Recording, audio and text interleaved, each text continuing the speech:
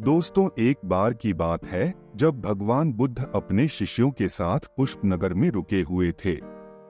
वह नगर दिखने में सुंदर और भव्य था। वहां के लोगों ने भगवान बुद्ध का स्वागत किया। भगवान बुद्ध ने वहां पर कुछ दिन रुकने का निर्णय लिया और अपनी अनुयायियों के साथ वहां पर रुके।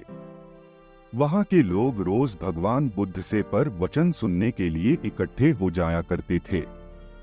ऐसे ही कई दिनों तक चलता रहा। फिर एक दिन उस नगर के एक परिवार में हलचल होने लगी। वह परिवार उस नगर का आमिर घरों में से एक था। फिर कुछ ही देर में वहां पर लोग इकट्ठा होने लगे।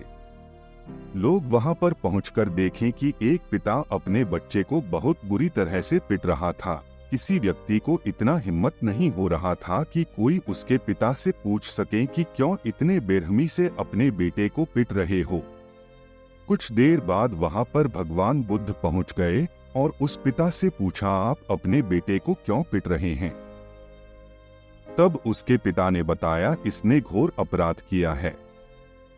तब भगवान बुद्ध ने कहा, ऐसा कौन सा घोर अपराध कर दिया इस छोटे से बच्चे ने कि आप इसको इस तरह से पिट रहे हैं? तब उस लड़के के पिता ने लज्जित अनुभव करते हुए बताया, हस्तमैथुन कर रहा था।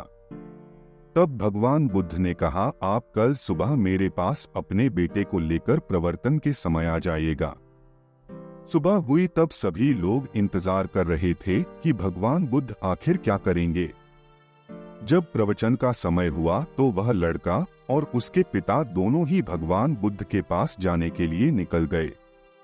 कुछ ही देर में सभी लोग प्रवचन सुनने के लिए वहां पर बैठ गए। भगवान बुद्ध सभी के सामने बैठ गए और प्रवचन सुनाना शुरू किया।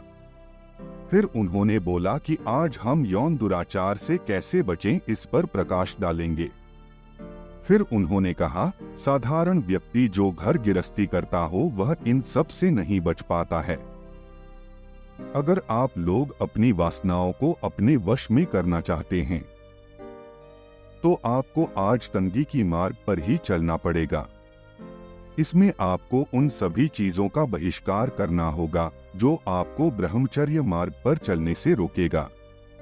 अगर आप इस पर विजय पाना चाहते हैं तो आपको ध्यान की ओर जाना पड़ेगा। आपको ध्यान करना सीखना पड़ेगा, तभी अपने बुरे विचारों और बुरे कर्मों को दूर कर सकेंगे और अपने जीवन में सफल बन पाएंगे। तब भगवान बुद्ध ने उस बच्चे को अपने पास बुलाया और कहा, आज से कुछ दिनों तक तुम मेरे साथ रहोगे। फिर वह लड़का उनके साथ रहने लगा। वह ध्यान करना सीख गया और अपने मन पे काबू पाना भी सीख चुका था। अब उसके मन में वह इच्छा कमी नहीं आती जो उसे पहले आया करती थी। तो दोस्तों, अगर आप भी इन सब चीजों से परेशान हैं तो आज से ही ध्यान करना शुरू कर दीजिए। शुरुआत में आपको ध्यान करने में दिक्कत होगा, मगर कुछ ही दिनों में आप देखेंगे कि आप अपने मन के विचारों को रोक पा रहे हैं और अपने मन पर काबू पा रहे होंगे और उन सभी गंदे विचारों को खत्म कर चुके होंगे और आपकी जिंदगी और ज्यादा बेहतर हो जाएगी। आप अपने जीवन में सफलता की ओर बढ़ चुके होंगे। तो दोस्तों, आज के लिए इतना ही। अगर ये कहानी आपको अच्छा लगा हो तो एक लाइक जरूर कर दीजिएगा और ऐसे ही कहानियां सुनने के लिए इस चैनल को सब्सक्राइब जरूर कर लीजिए। धन्यवाद।